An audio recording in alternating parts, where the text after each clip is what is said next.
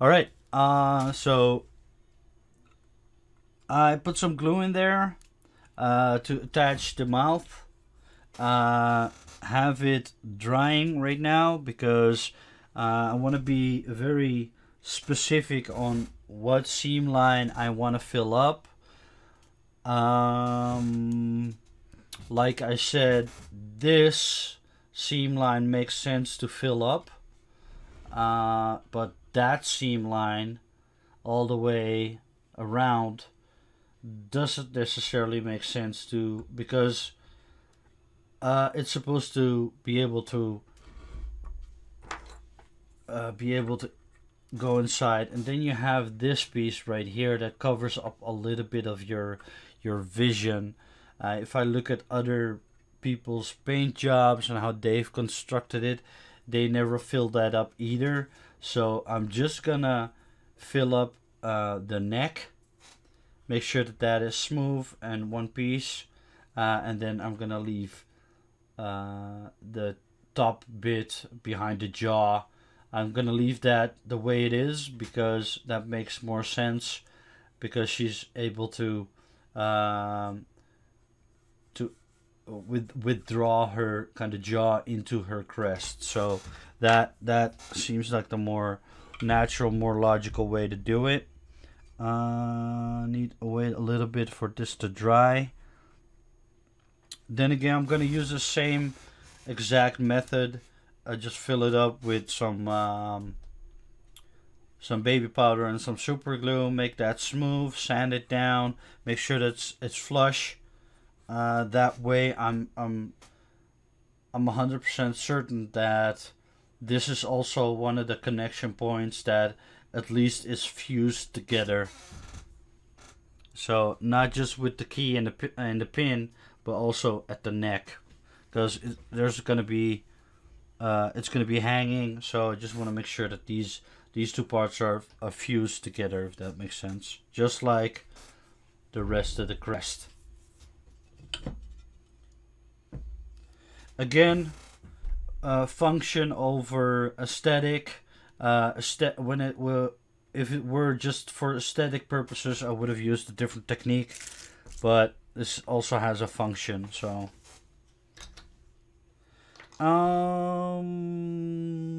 Right.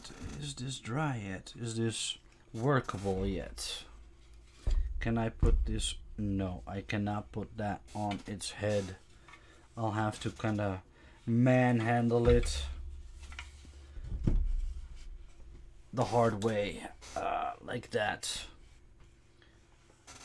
So I first want to get some baby powder in there, just to have some surface, have some dust in there, so that the super glue is going to attach more easily. Work it in like that. Also gives you like a good idea of what that's going to look like.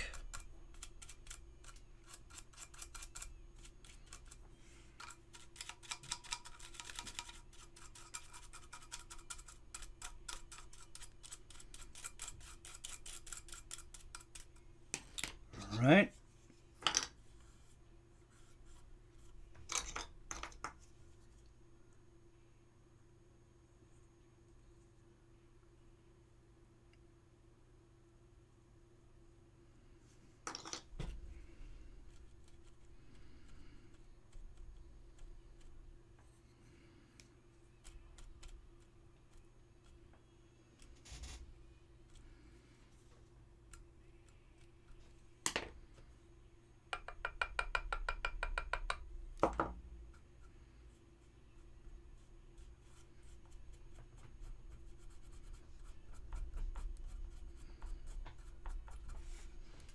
There we go.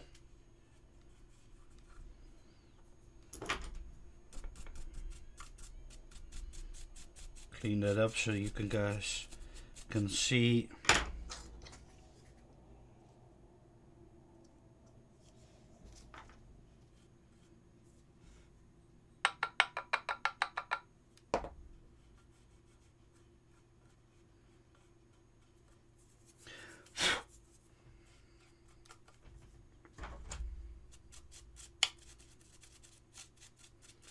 So now I got this part connected all the way, and I got it connected to this as well, so that'll give it more strength, more unity, if that makes sense. They're all fused together, which is excellent. Gonna sand it down a little bit, smooth it out with the rest of the piece so that it blends perfectly.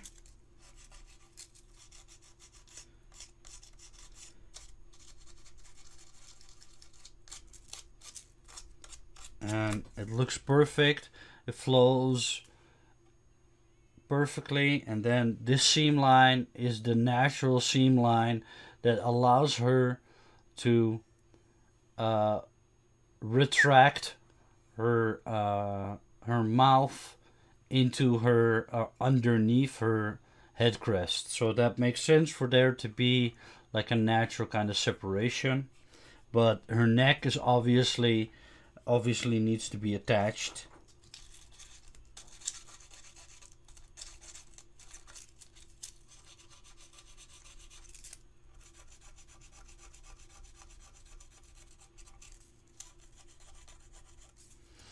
Now there is a significant gap there. I just want to make sure that that is flush.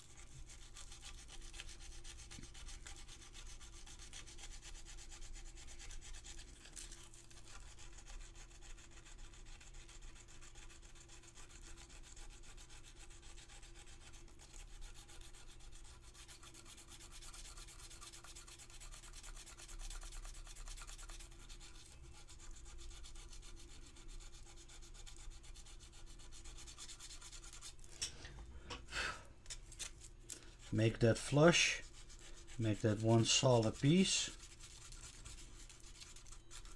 so that when you put primer over it, you're never gonna notice that there ever was like a seam line there.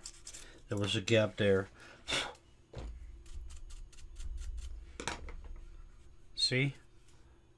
Height difference is gone.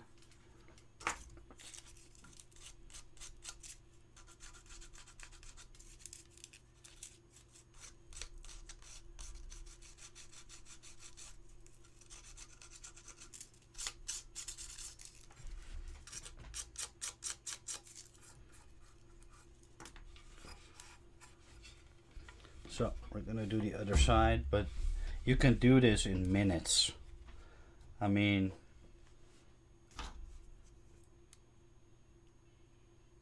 it's so easy to do.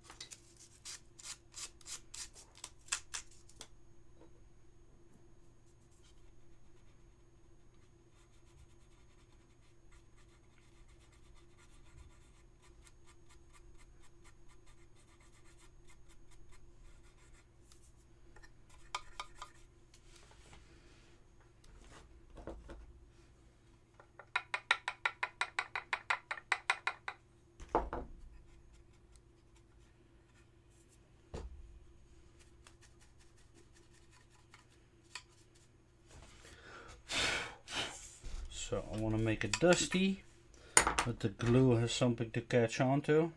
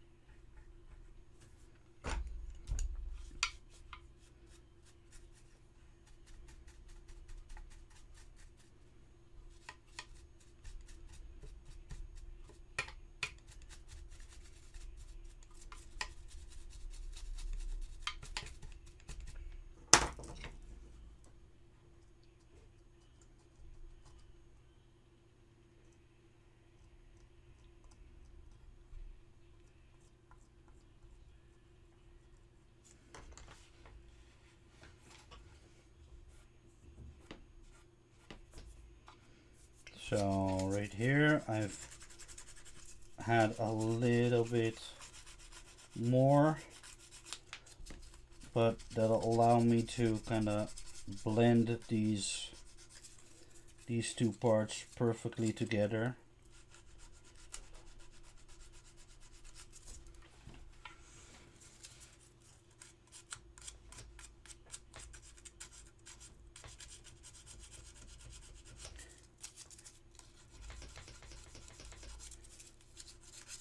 It's just really satisfying when you can kind of work your way around problems and make it look really nice.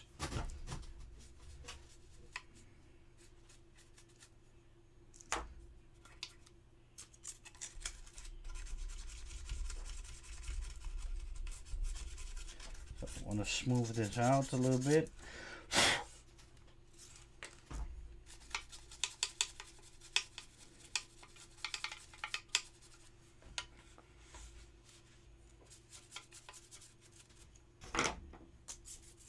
When I'm all done sanding, smoothing it out, it'll look like one piece.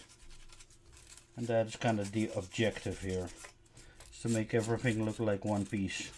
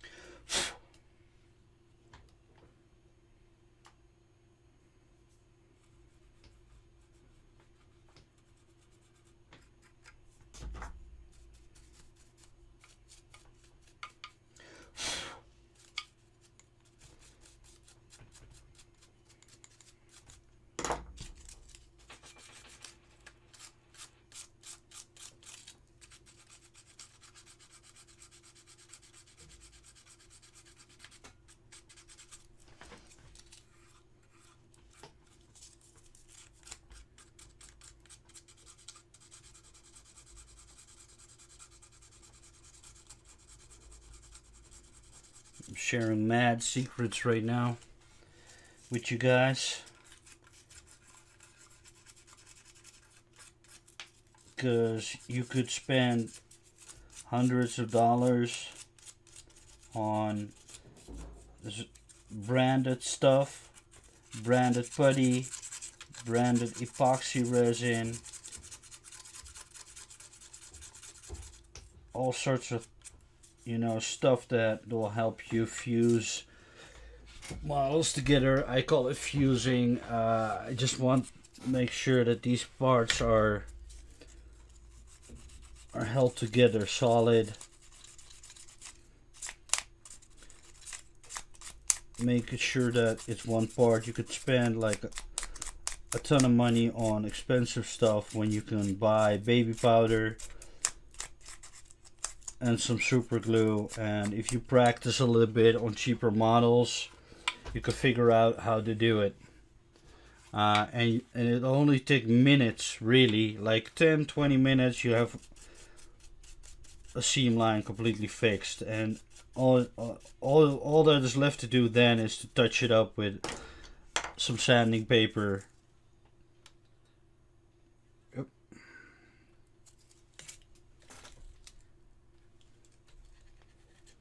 There we go. Get a better look at how that looks. So you can see here there is, like, it looks like something, but it's just color differentiation or difference, color difference. It's just color difference, and by sanding it smooth, gonna make sure no matter how that looks right now, it's kind of smooth, and it's never gonna show up in the paint job. Right there. And once you've cleaned that with some water and some soap, all the excess powder will disappear. Right now, obviously, it looks kind of rough with all that excess stuff floating around. You really got to jam your brush in there to clean it off, get it off. So it kind of looks rough right now, but it looks awesome. Now, you tell me how that looks. Right here, I've fixed up the other side as well. It won't focus because it's so close. There. Fixed it up all the way. So that looks amazing.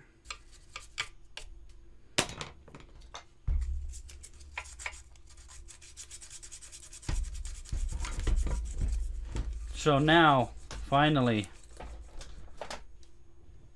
that face is attached. That is cool. That is really cool.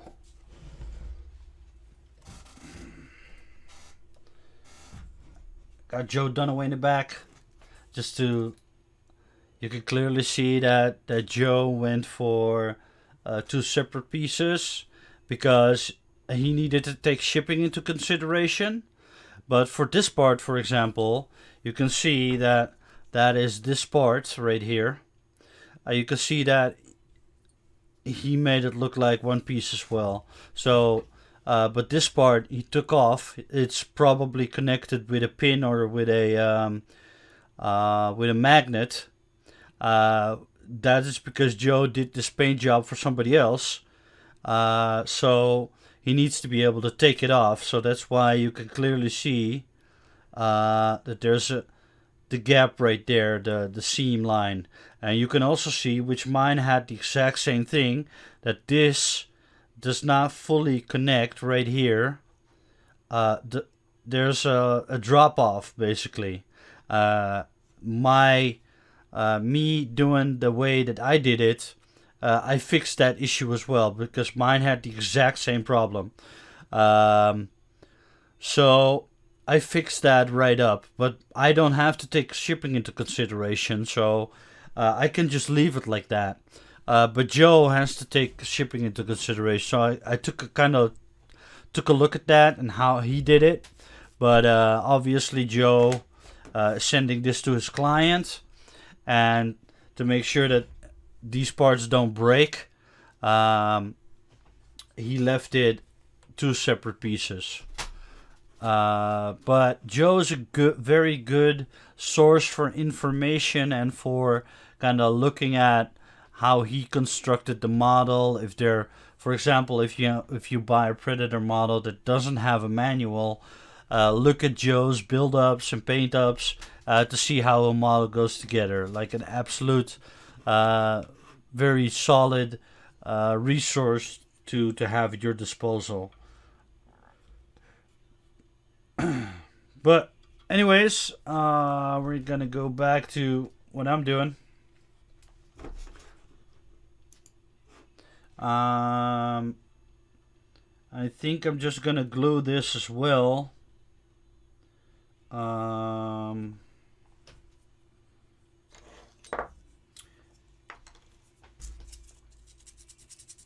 Because it won't obstruct my paint job.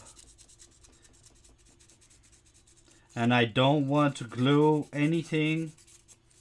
I don't want to have to worry about anything once I start the painting process. I just want to make sure that I'd rather spend a little bit more time reaching a certain area because it's harder to reach because I connected a piece together, than to have to deal with gluing and pinning after the painting process.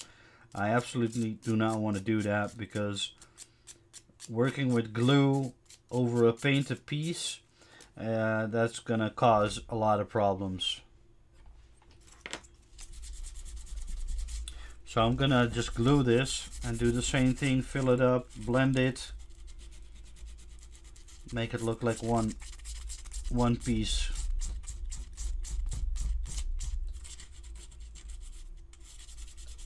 Now the Predator is gonna obviously be a different kind of story. That's gonna be pinned.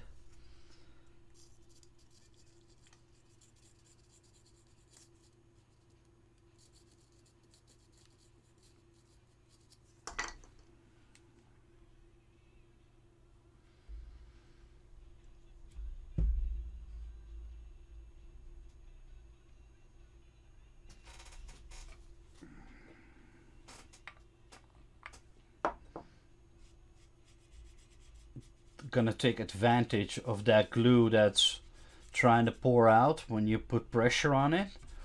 I'm gonna immediately kind of use that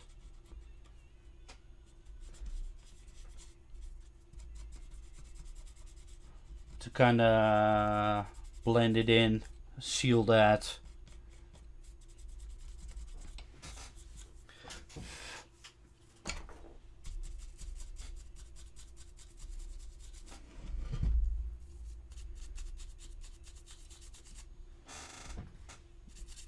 Just want to immediately kind of take advantage of that super glue.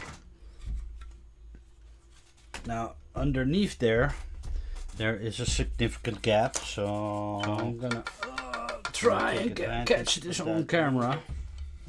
So what I've done is I've went back and forth with the powder and the glue to try and get like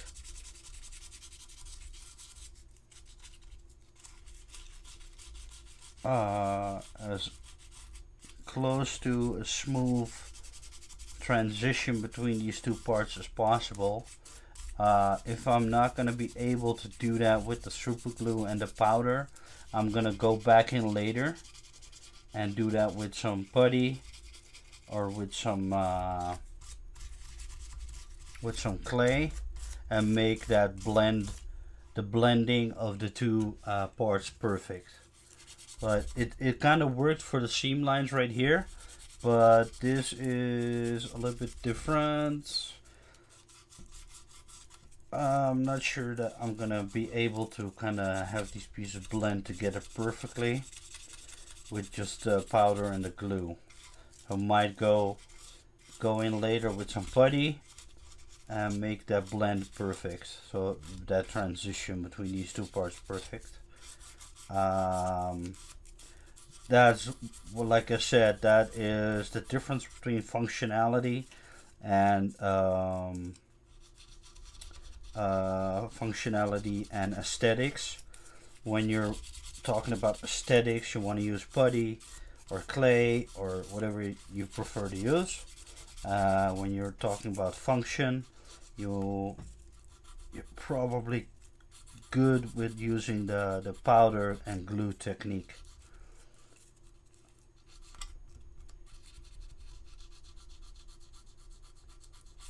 I just want to make sure that it's smooth. I'm gonna leave it like that for now and work on the top.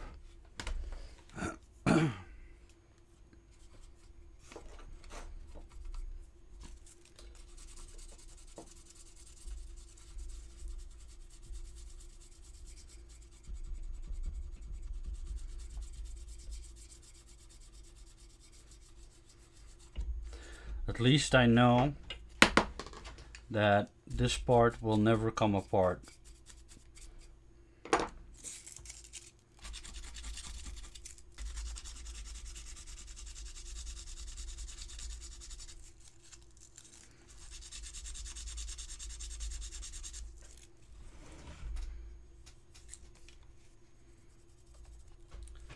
So make a To aesthetically finish this off, I'm gonna use some putty and make that transition like 100% smooth.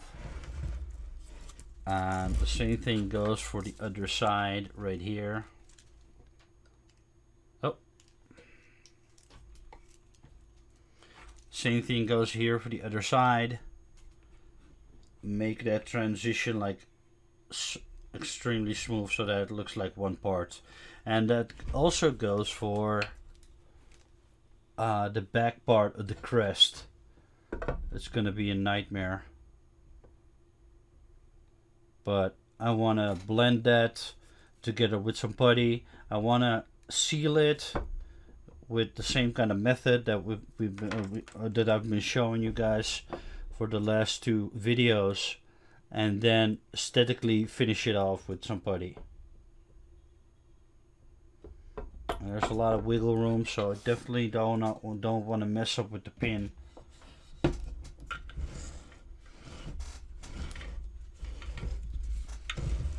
But yeah, I'm pleased with it. Let's finish off this part and then we can move on to another episode, because these videos are going to be long.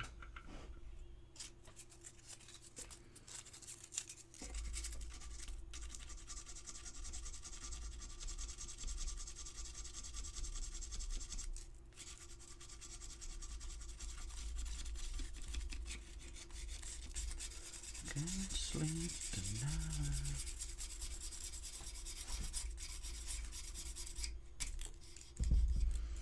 Man, just the idea of working on a Xenomorph Queen, something really cool about that.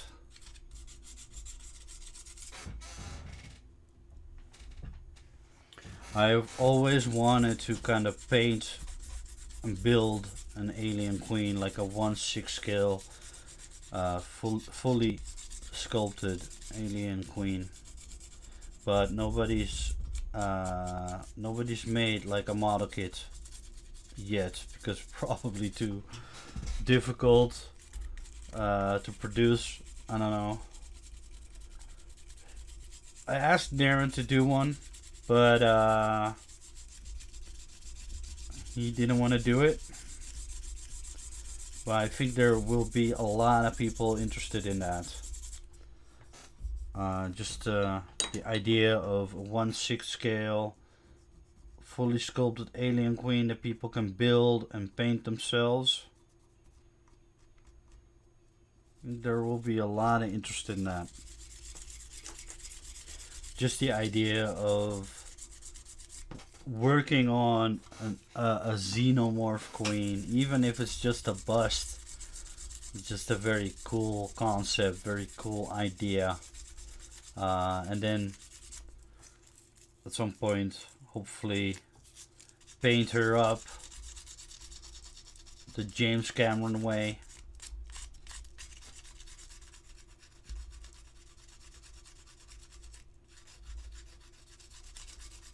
That bluish blackish. I like the bluish kind of approach. I think Sideshow did 1/4 scale. Also kind of with the blue tone. Kind of the movie accurate representation. I like that. And then obviously you can go all out on the Predator, because you can go all the way, you know, you can go different ways with that. It'll take me a little bit to kind of perfectly smooth those out. Let's glue that one together.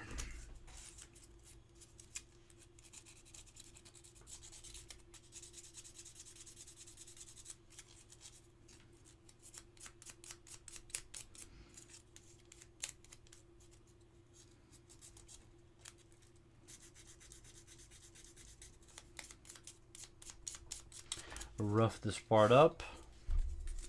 Make sure that you sand it a little bit. just so that it's got some bite to it, basically. I don't know how to kind of explain that, but the rougher the surface, the better the paint sticks to it. If you do that on both sides,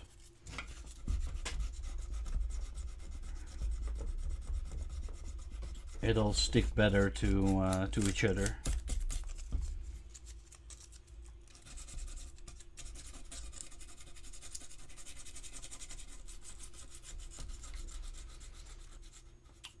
All right. So we're gonna put some super glue there.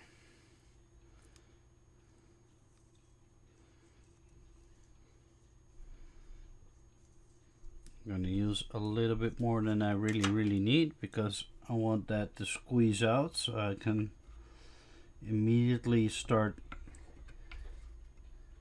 taking advantage. And I don't think there's a lot coming out.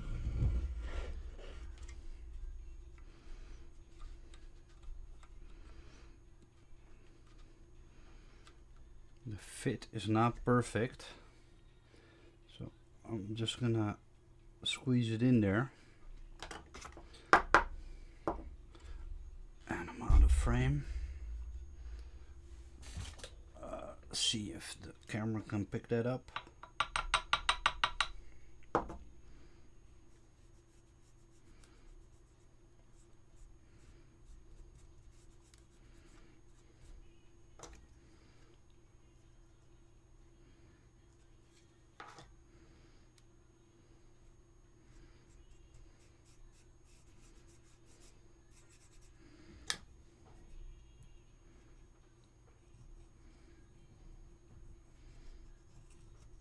Using some excess is not the biggest deal. You're gonna sand it smooth anyways.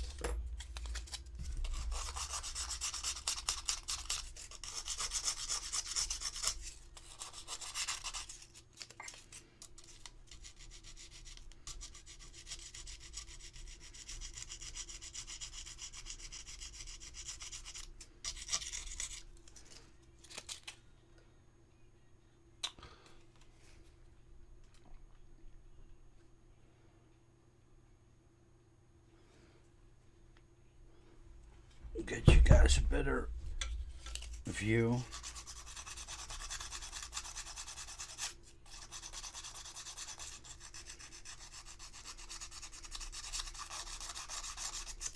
So you can see that there's like a drop off. Gonna have to kind of see what other people have done, if they have smoothed it out or left it that way. I'm leaning to smoothing it out to make it seamless.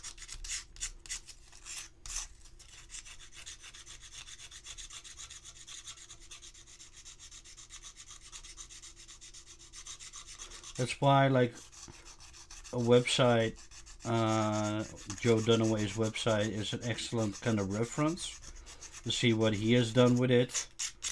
Kind of taking lessons from a professional. Like, Joe Dunaway is a professional in this field.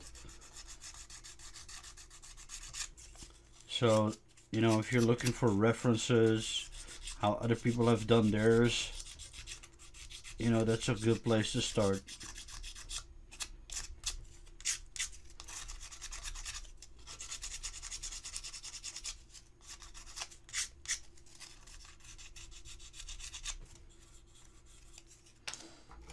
I'm going to use a little bit more so that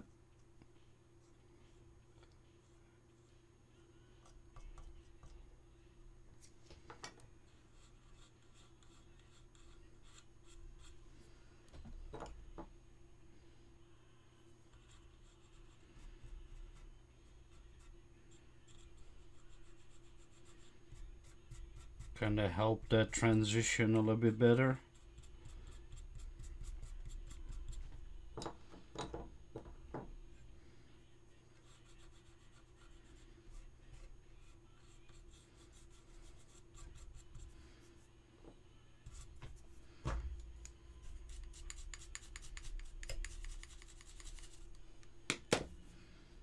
So it might look like it's rough, but it's mostly color difference. Once you start sanding it down, smoothing it out, it will blend naturally, more naturally.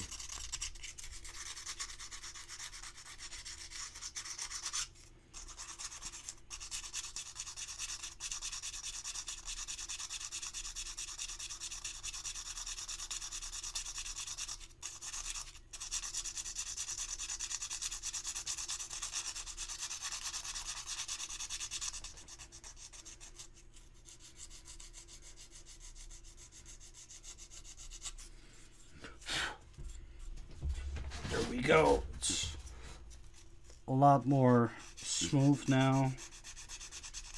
Much better blended. Not sure about this particular area yet. It's a little bit more glue.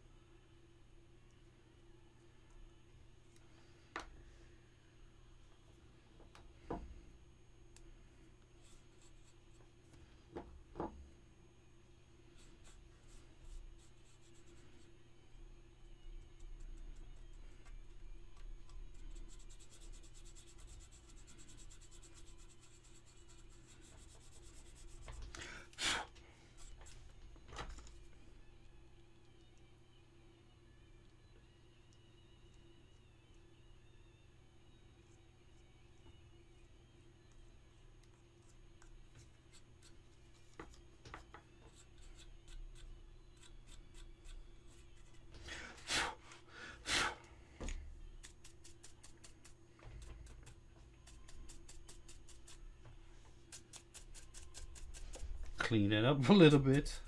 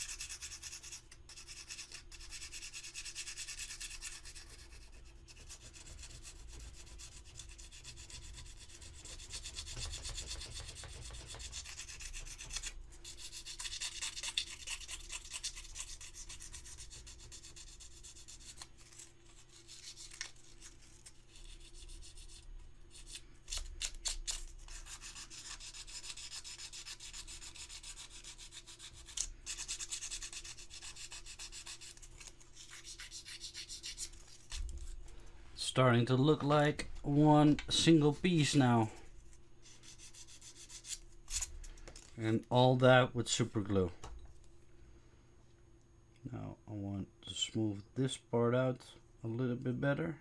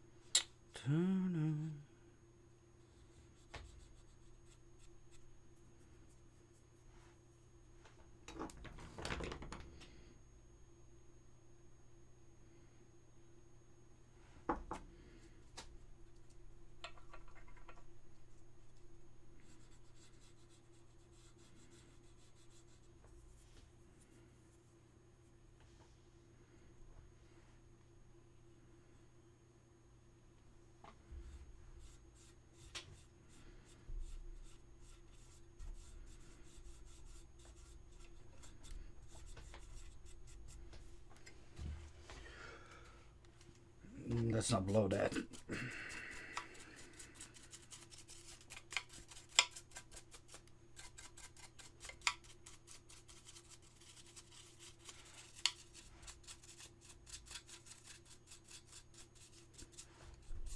There we go.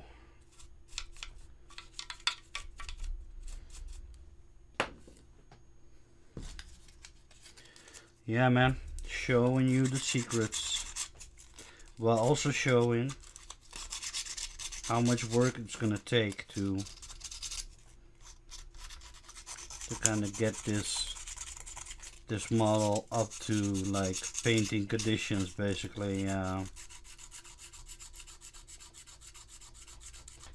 But that goes for every kind of model kit. It's a project, it's a hobby.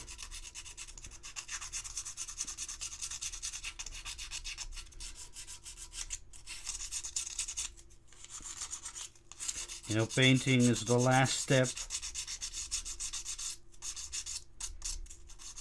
and if you take your preparations seriously, if you spend the time for, you know, to prep your model, the paint job will be much more satisfying, knowing that once you put some paint on it, you're never gonna see those seam lines. Everything is sanded smooth. The last thing you want to do is to go back in after you've painted a piece and then to discover that something needs touching up.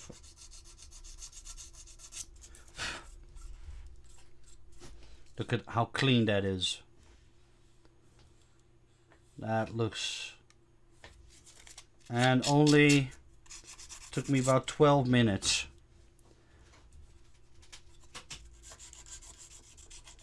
Took me about 12 minutes to kind of do this.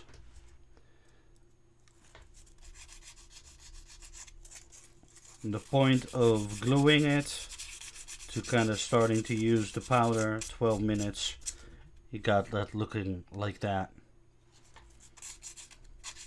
Now I don't know what it's gonna take when you use epoxy resin, but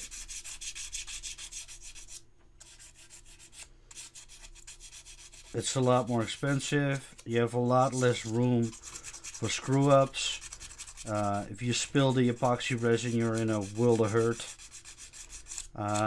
It's less likely to happen with just super glue the size of this. You can direct it with the small, with the size that it is. You can direct it a lot better. It looks just as good. Let's see how, for example, Joe fixed that side. Yeah, he's got the drop off here as well. So that's like the natural thing to do. On the other side, he does not have a drop off. Or no, I can't see that. Oh, here it is. Let's see.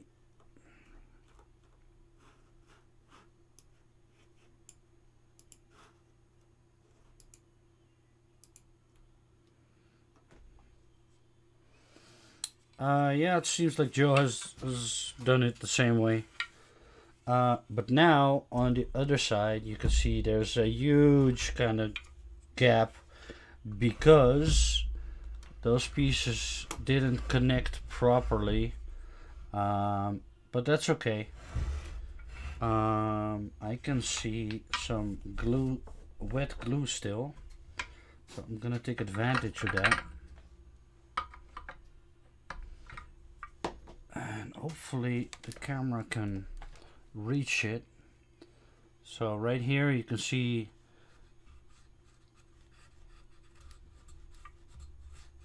I'm gonna just work it in, take advantage of that glue that isn't fully dry yet.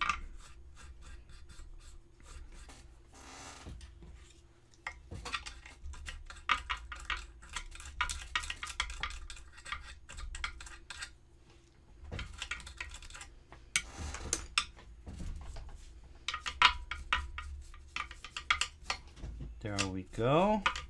It's a hard to reach place with the camera, but for painting it's not that bad. I'd rather take my time reaching these areas. You got plenty of space for the painting. I'm gonna do this off camera a little bit.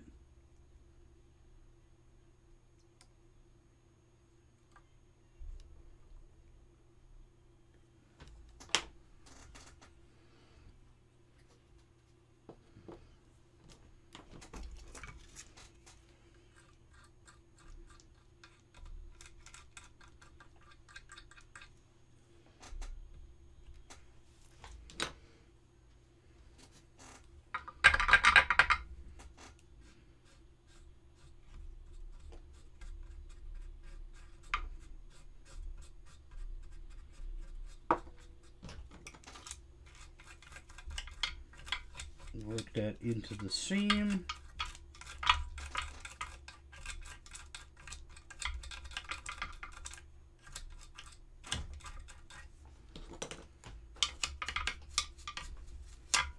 Clean it up. There we go. And then we're gonna feel how that transition is. It's a little bit rough still.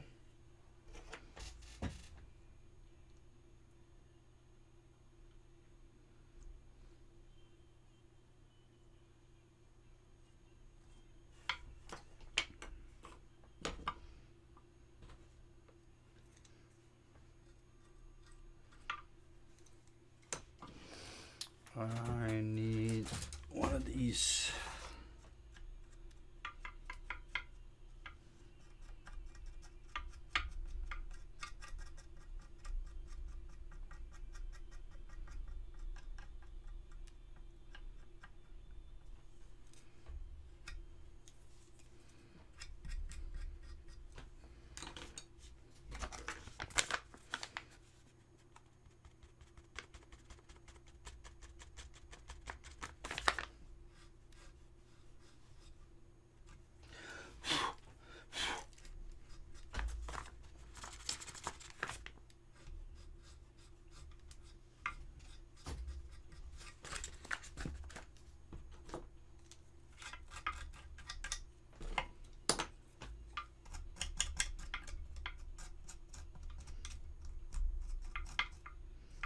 Alright, that's a little bit rougher than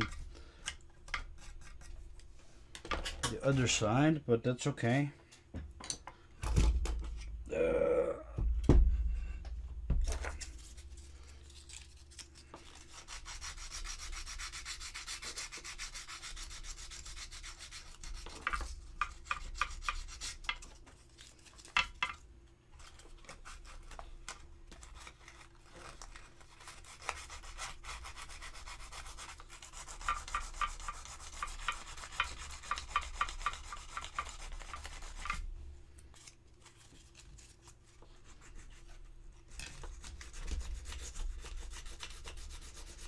I probably should have done this before I glued the top part.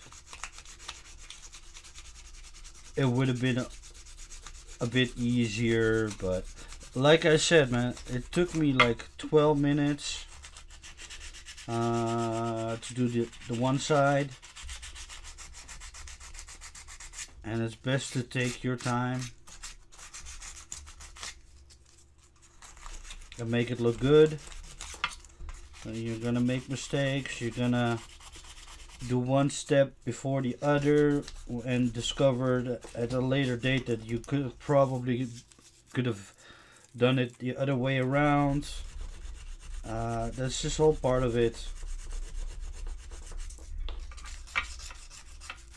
I mean,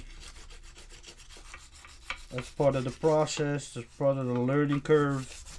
I mean, if you start with like a Predator model by Narin, you're starting at the professional level.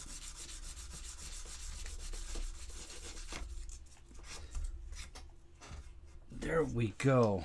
Let me see if I can show you guys. That took me 11 minutes. See? Smooth as butter. It's a little bit dirty right now, but let me clean that up as much as possible, at least.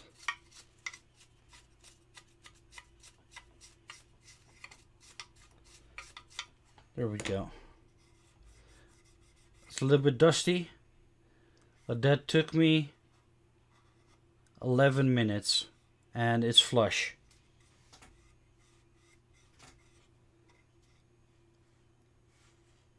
So yeah,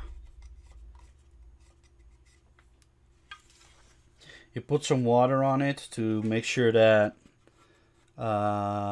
it's clean all the way, but once that's clean, awesome. Now I want to sand this corner right here, make that flush as well. So just a reminder for everybody who's getting into this model, prepare, do not drill into the base.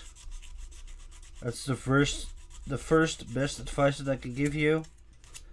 Out of the excitement, I probably just didn't realize that it was not heavy enough to be a solid piece of resin. It slipped my mind. I didn't notice it. I should have. I didn't. Turned out to be hollow. And I always thought that Narin never hollowed his pieces, but I guess maybe the base is a different story. Maybe that's just necessary for the weight. I just didn't realize it. Made that mistake, so I'm just happy that I was able to capture it on video, so that everybody else who's gonna watch this video, because we all know that when you buy something like this, you're always gonna check out YouTube to see if there are other people who've done this, and you're gonna, you know, prepare yourself, see what other people have done. So having that on video and on YouTube will hopefully be a warning to everybody who's gonna make the same mistakes.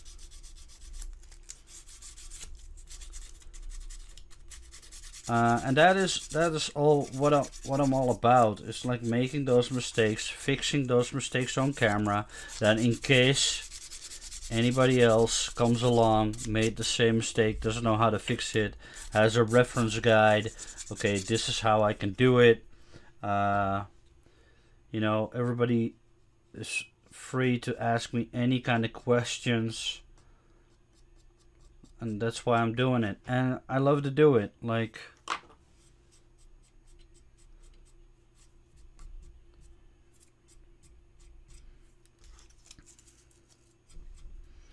right, check out this side.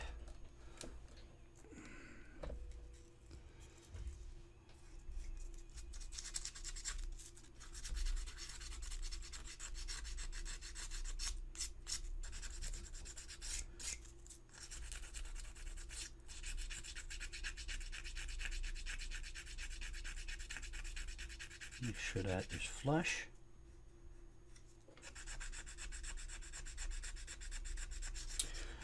Yeah, like I was saying, I'm showing you guys all the secrets, all the stuff you don't see.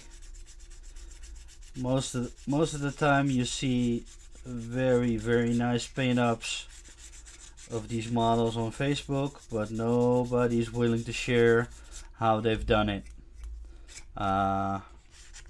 Everybody has to learn the hard way, and that is going to change.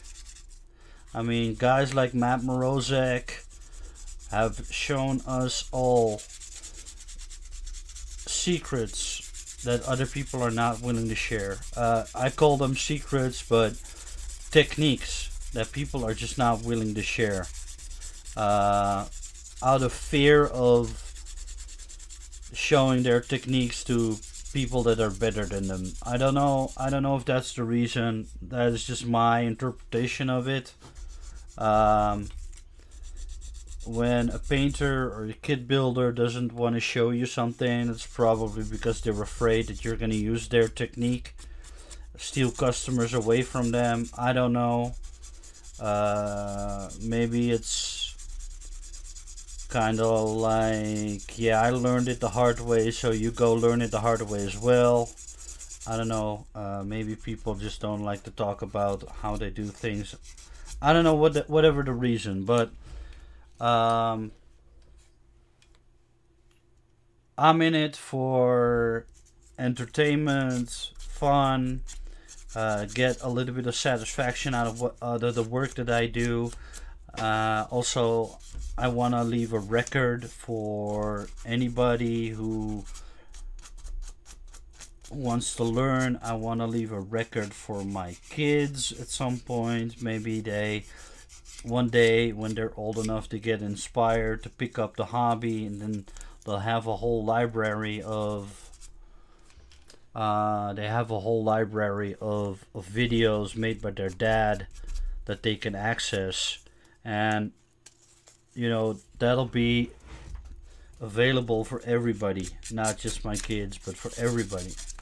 And Matt Morozek is doing that. A couple of other guys are doing that, showing you how it's done.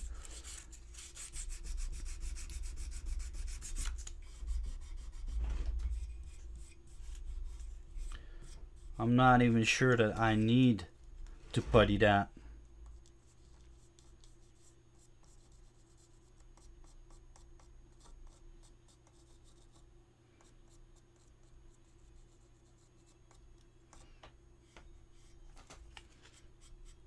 Fan that out a little bit.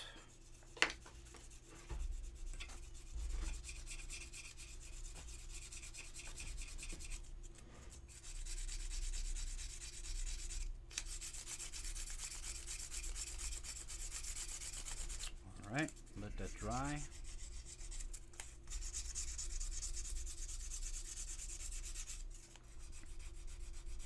Well, like I said,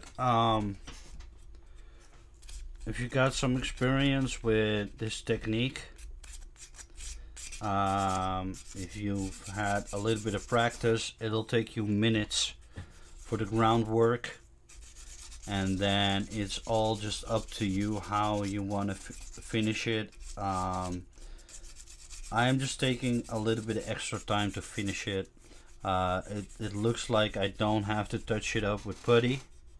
It looks like my transitions are smooth enough so that I don't need to finish it up aesthetically, like I said. But that transition seems really smooth. And once you put down some primer, you're gonna see it.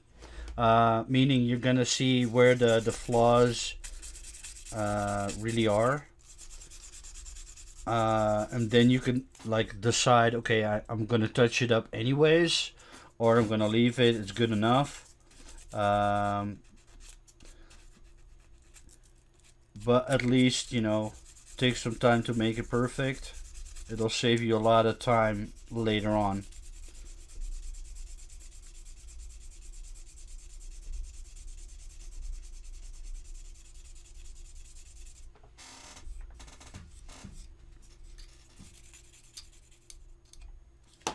There's a little bit of a thing right there, so sanding that smooth. It's taking that extra bit of time to get that smoothed out.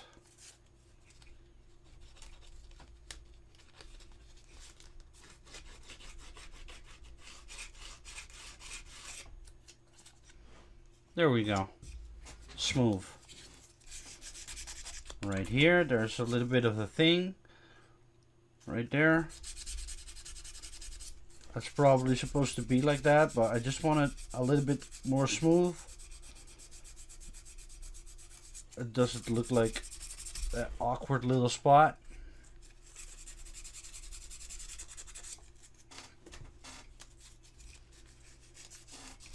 So taking a little bit of extra time, 10-15 minutes it'll take you to make that blend looking really nice. And once you put some primer on it, it looks like one part, and that's kind of like the objective. And like if you're not able to create these blends this way, just leave it like that overnight. Make sure everything is dry, everything's hardened out, and go back in with some putty or some clay and make that smooth. That's really, you know, taking the time for this now. It's just gonna make it a lot easier at a later stage. It's just gratifying or satisfying to see that the end result. Look at how clean that is. That took me like what was it, 12 minutes for this side, and then that side took me what, 11 minutes. What was I saying? 11 minutes. That was the hard to reach place. And then let's see if I can get that on camera. Taking right that here at 10-15 minutes to touch it up, make it look perfect.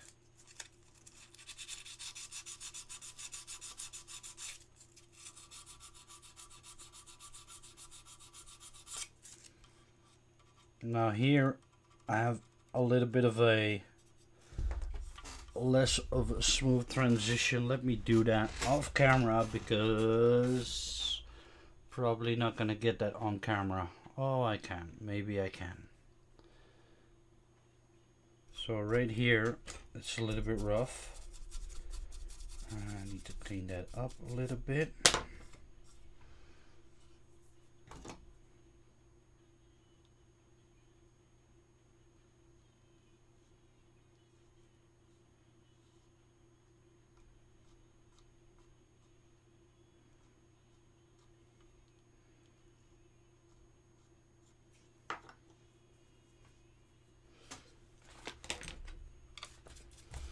I'm sorry, I had to do a little bit off camera because it's hard to handle. Where's my sandpaper? So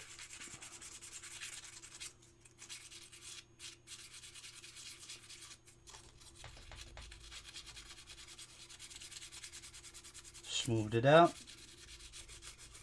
with some glue and some powder. Now it should be flush.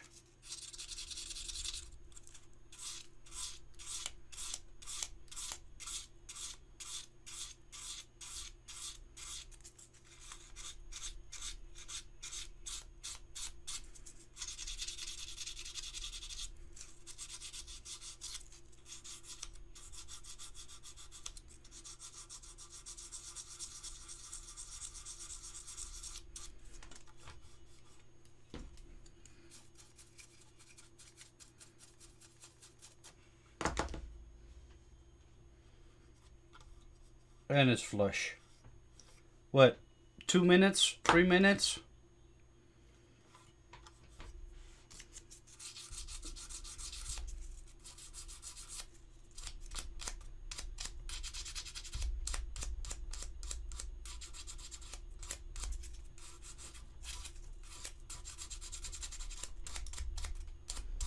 Now obviously if you're doing this for the first time, it's gonna take you maybe twice as long. Okay, then it's gonna take you 6 minutes. Oh, congratulations, 6 minutes. But you take that time, if you take that 6 minutes, you've achieved a really nice effect.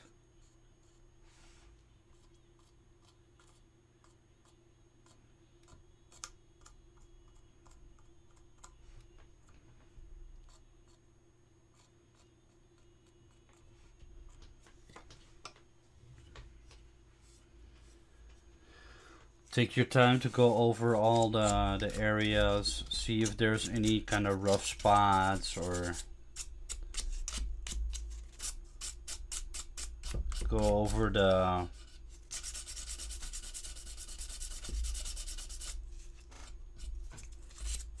it's not 100% necessary. I mean, I guess if you're a perfectionist, take the time. If you just really enjoy working on the model, just take your time. I mean, the end result will be so much sweeter when you know you've put in the work, you made it look good. You know?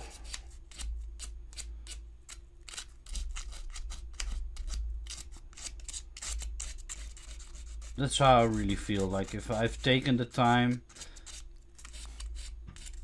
to work on a model and the end result is exactly what I was looking for, it was exactly what I was trying to achieve, and you know, the feeling of pride, the satisfaction is so much more rewarding.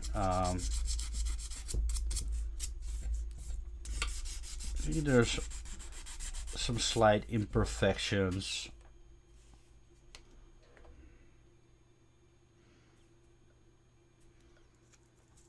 The sculpt has a few little imperfections right here. Just taking your time to clean those up. It'll take you a couple of minutes per part, I guess.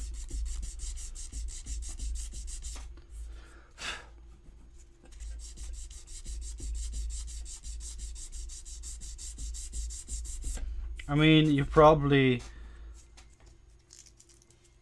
if you're not gonna do that, you probably won't notice it anyways, but it can't hurt anybody.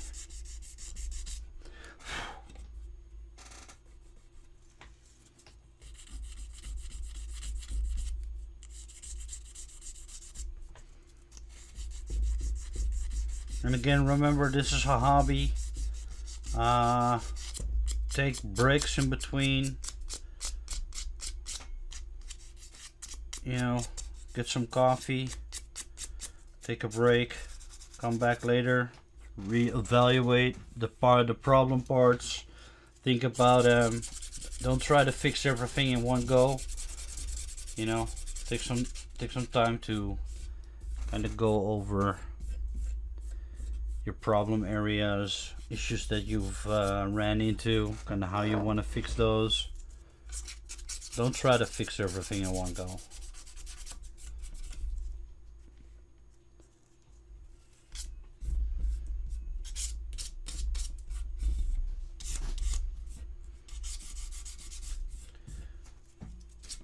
I mean, other than really just a few spots, the model is already like almost ready to go. Basically, if you didn't have all these parts that you have to connect, it would probably be almost be like ready for paint right at the box. Right here, I have a spot right here. I don't know what that's from. I don't know if I can sand it smooth or if I have to fill it up. Let me try something.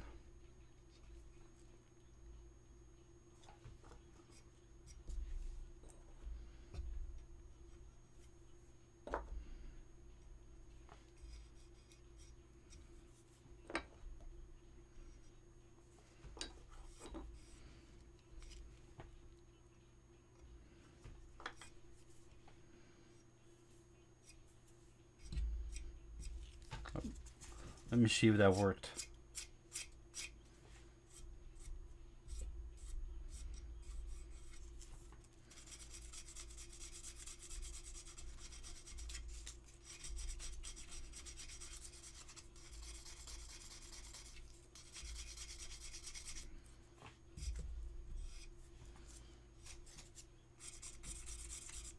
Incredible.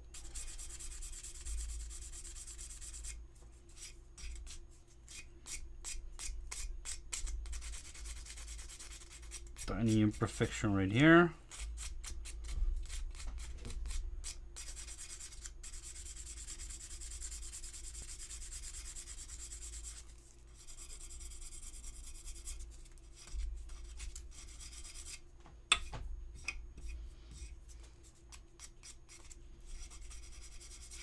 There we go.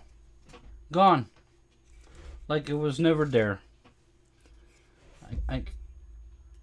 Was it here? I can't even see it anymore. Fixed. You can see here a tiny little spot. Take your time. Sand it smooth.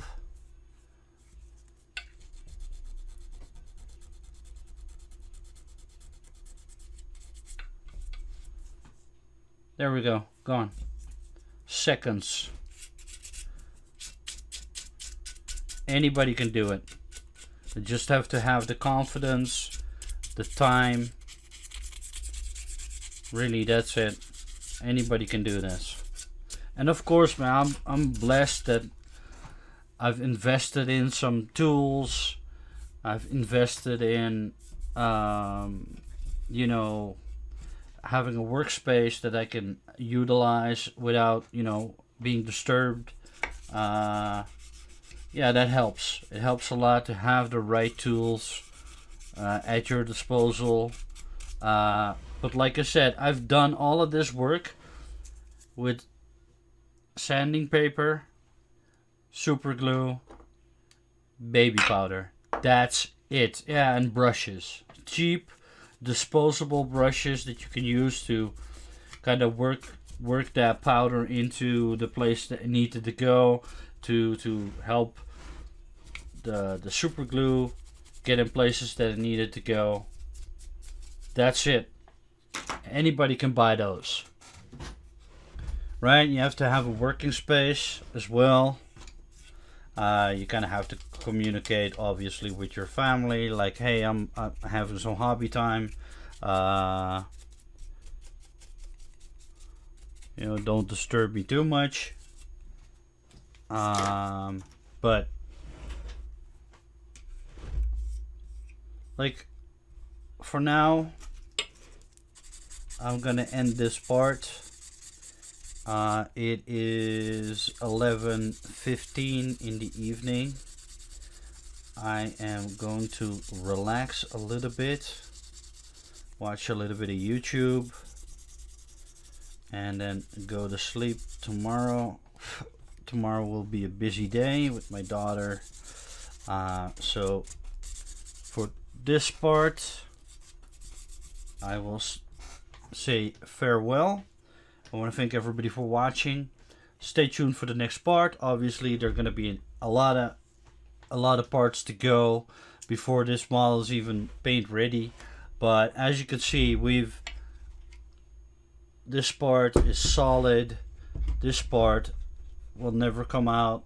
These parts are solid, and they blend into the other parts, which is what we were going for.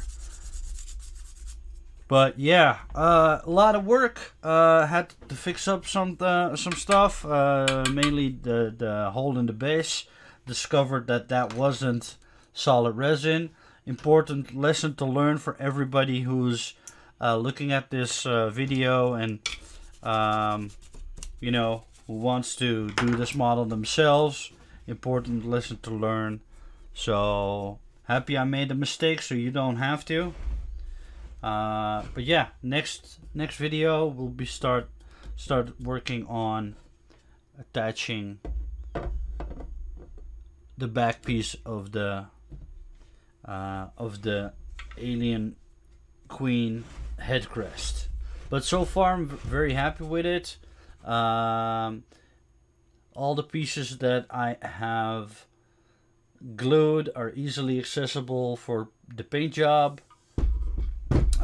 easily accessible for the airbrush as well as the regular brush, so those won't be a problem. As all things you have to take into consideration when you start doing this. Make a plan in your head, and plans change while you're working on them. Like I said, I wanted to pin the head. Turned out the base was hollow, so I can't use a pin.